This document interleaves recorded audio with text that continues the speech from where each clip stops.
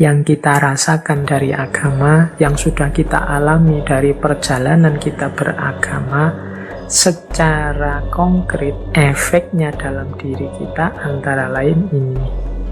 Yang pertama apa? Pengalaman keagamaan itu sering melahirkan makna hidup, membuat orang sadar bahwa hidup ini begini, hidup ini begitu. Setelah aku mematuhi perintah Tuhan untuk menolong fakir miskin, sekarang aku paham bahwa hidup ini hakikatnya ya saling menolong. Setelah mungkin engkau meniti jalan ilmu, istiqomah belajar, istiqomah ngaji, sekarang engkau sadar bahwa kuncinya hidup ini ya di ilmu. Nah, ini dapat makna-makna baru dari pengalaman keagamaan.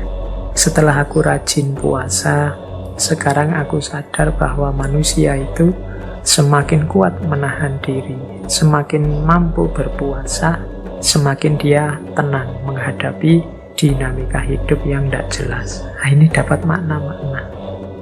Kemudian ada juga yang mendapatkan ketenangan, kedamaian. Ini biasanya karena terpenuhi yang dia inginkan, yang dia cita-citakan. Setelah menjalani agama, lega saya sekarang. Hidupku nyaman, dekat dengan Allah itu damai, tenang. Merasakan bahwa Allah itu membantu kita. Allah selalu dekat dengan kita. Semua yang terjadi adalah ketetapan Allah, membuatku lebih tenang, lebih damai.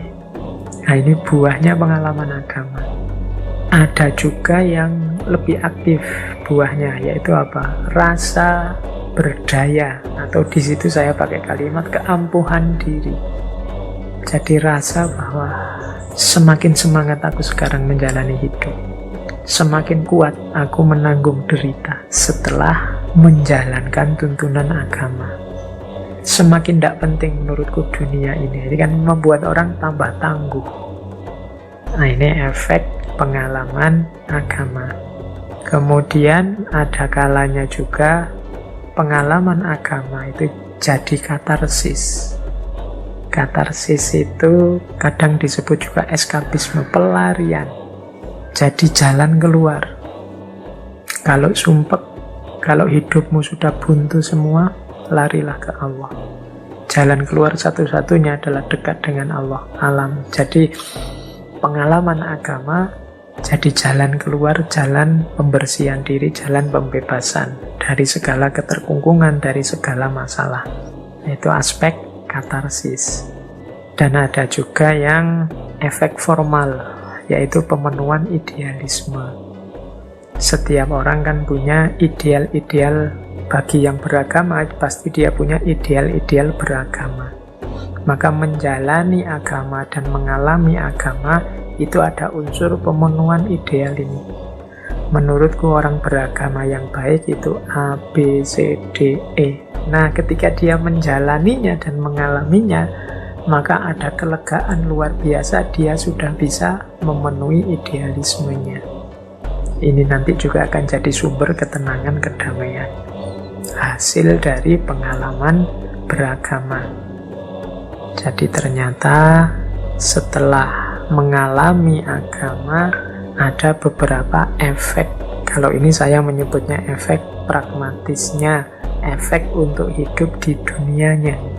Ada makna hidup, ada ketenangan atau kedamaian hidup, ada keberdayaan diri atau keampuhan diri, bisa menjadi katarsis, bisa merupakan pemenuhan idealisme. Jadi bagi yang hidupnya kehilangan identitas, bingung saya ini apa dan siapa, agama punya jawabannya. Maka pengalaman agama memberi makna.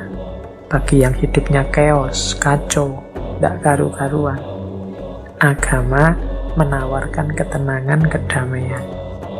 Bagi yang merasa lemah, merasa terbatas, merasa serba kurang, agama menawarkan keberdayaan diri melalui kedekatan kita dengan Allah. Bagi yang sumpek, merasa terkungkung, terikat oleh banyak hal yang tidak penting, agama menawarkan katarsis, jalan keluar. bagi orang-orang pinter yang punya idealisme beragama, menjalani agama adalah pemenuhan idealismenya.